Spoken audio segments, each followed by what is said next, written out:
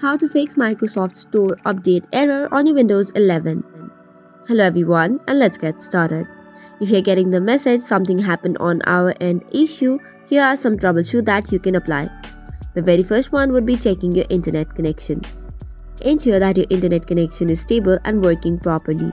A weak or unstable connection can sometimes cause issues with downloading or updating apps from Microsoft Store.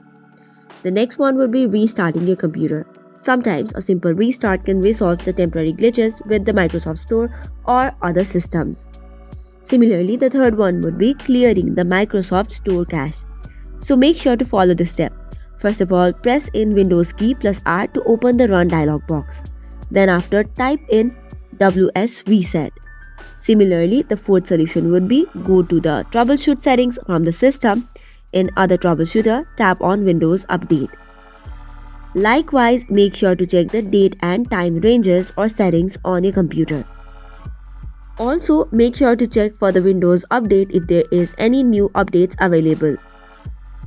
Likewise, reset the Microsoft Store by right-clicking on it and then checking for the reset option. You can also try to sign out and sign back into the Microsoft Store, which should probably fix the issue.